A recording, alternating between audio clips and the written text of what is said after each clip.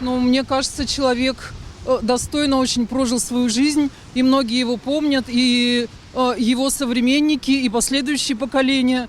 И, в общем, ну, говоря общими фразами, конечно, я думаю, что он очень много сделал для страны. Федор Миронович, по-моему, да, Машеров, вот. Сейчас только жалко, что переименовали, там улица его есть, находится, Мирошнич. Я помню, как он с трибуны махал так всегда. Не так, как все. Нет, он очень много сделал для Беларуси, любил Беларусь. А що він зробив для Білорусі? Все благоустраивал, все. Все делал хорошо и был хорошим человеком, хорошим руководителем. Любил свой народ, все делал для народа.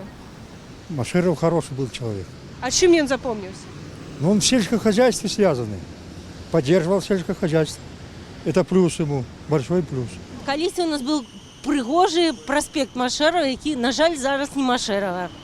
Ось, ми тоді були піонерами ще, коли Машеров був. А яку роль він відіграв в історії? Ну, много доброго зробив для білоруського народу.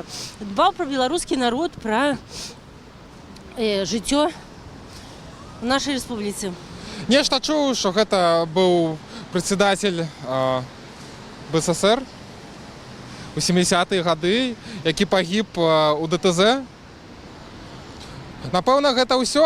Таксама ведаю, што адзін з праспектаў сталіцы названы яго імя. Нам очень нравилась его эта диктовка и жизнь при нем.